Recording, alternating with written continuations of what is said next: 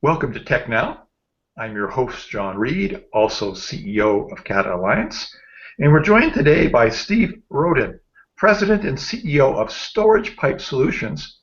Steve created his first business when he was 14, pretty timely because our topic is entrepreneurship. How do we drive entrepreneurial success in Canada? How do we become the world's best in terms of entrepreneurial success?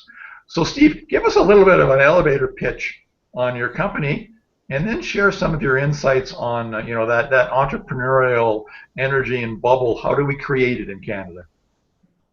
Thanks, John. Yeah, no, absolutely.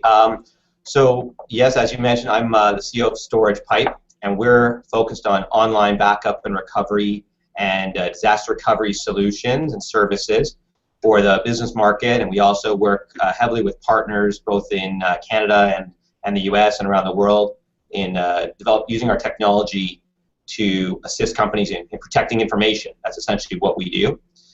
And when I look at entrepreneurship, as you mentioned, I started an entrepreneur very young and started my first business, and what I loved about it was the excitement, the freedom, frankly, of being able to do something on your own, getting started, and being able to really utilize all of your skills. And as an entrepreneur, you're forced almost to wear many hats, to get involved in a lot of different areas, especially in a pure startup.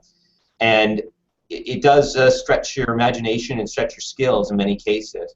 And I think that's the exciting part. It's one of the things that I think can motivate young people, because I think young people are naturally more of risk takers.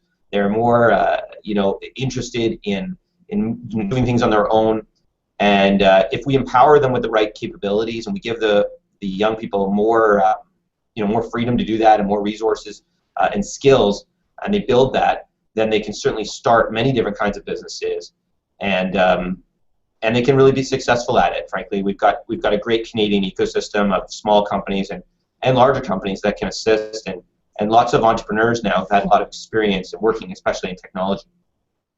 Well, you were successful. Was there a key resource that you were able to access? I always think of money, market, and people. I mean, you have to combine those. But what was the difficulty, and what was really the positive feature of the Canadian economy? Let's start with the biggest challenge. Well, when I was when I started my first tech business, I was coming out of consulting.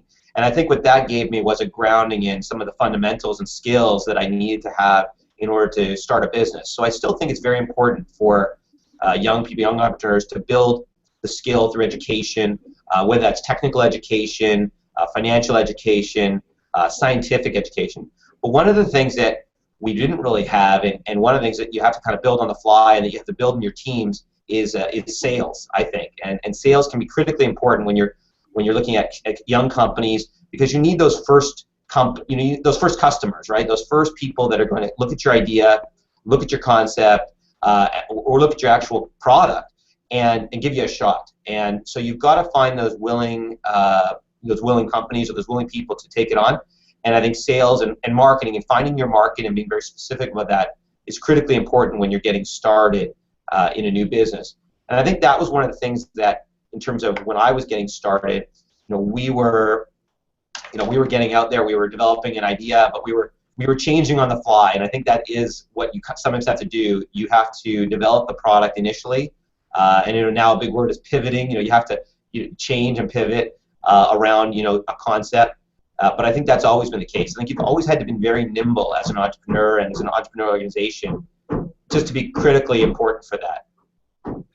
Well, Steve, first customer, I hear that time and time again, and part of the reasons we have these discussions is so that as a group, CATA can advocate on behalf of the industry.